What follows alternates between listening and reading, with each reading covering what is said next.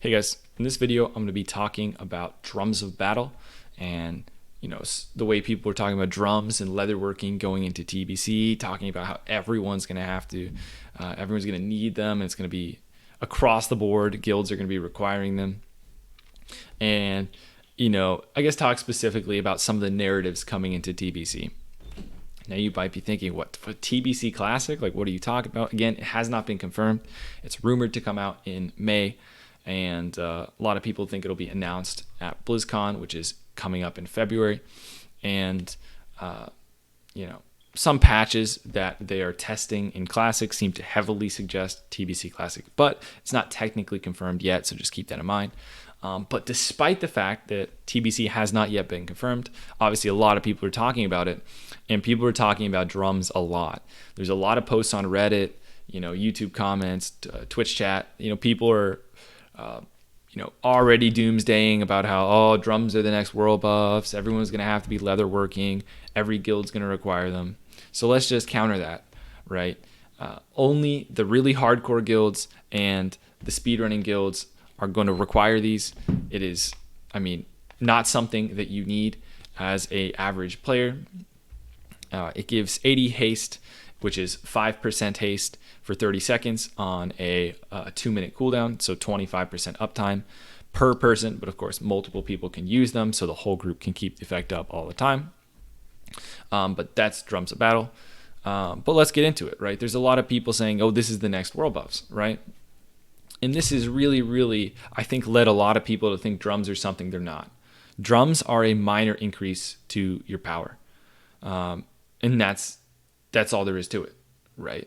5% haste. We're not talking about double damage. We're not talking about, an increase that is generally going to be the difference between killing a boss or not. It generally is not. It's going to be something that hardcore guilds use to do as much damage as possible, to push logs, and speedrunning guilds do to push times.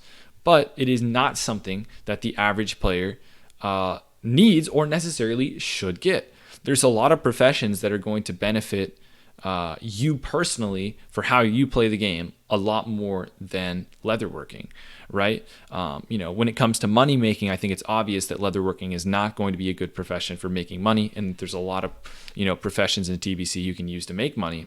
But even beyond that, there's a lot of crafting professions such as enchanting, jewel crafting, blacksmithing, even something like alchemy can provide more personal benefits to your own character, as you play the game as a whole. And while leatherworking might, be the best as far as the whole group is concerned in raid, you're sacrificing a lot with that profession slot, right?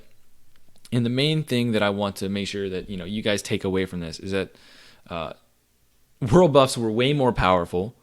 World buffs were considered to be, free, that you could just get them.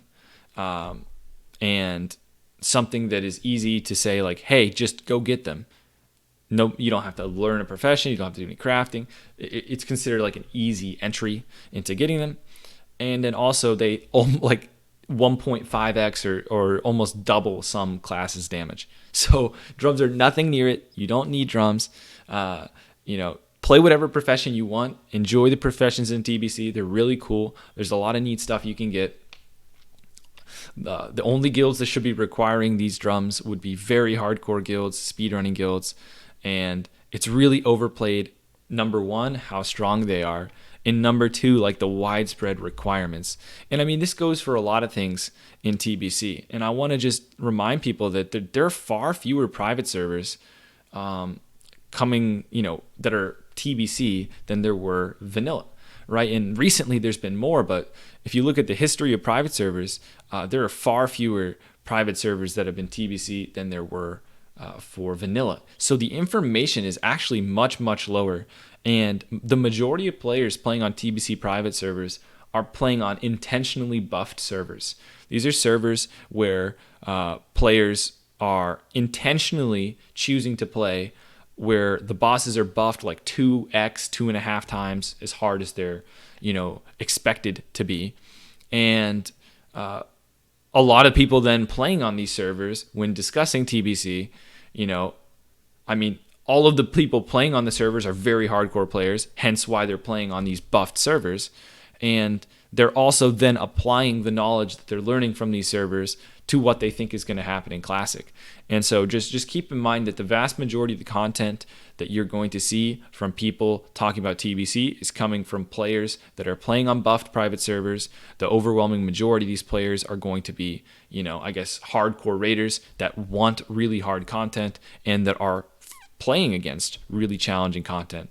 And I think it's really important to remember that when you hear a lot of people talking about how important certain things like drums are, is they're playing on a buffed version of the game that's not what everyone else is going to play. So their perception of classes can be wrong too, of what is not going to be good enough, what isn't going to find a slot. So just keep in mind, going into TBC, we don't have as much information as we did in vanilla. It's going to be great. Just enjoy the ride, play the professions you want, play the class you want. If you want to pump and you want to do your raid to do as much damage as humanly possible, and that's your thing, you can still get drums, but just don't feel like you're compelled to, or you have to get drums, or else. But yeah, guys, that's pretty much it. Takeaway: you don't need drums. Hardcore players are going to use drums, speedrunners, super parsers, but the vast majority, you don't need them. Don't worry about it. It's not a big deal.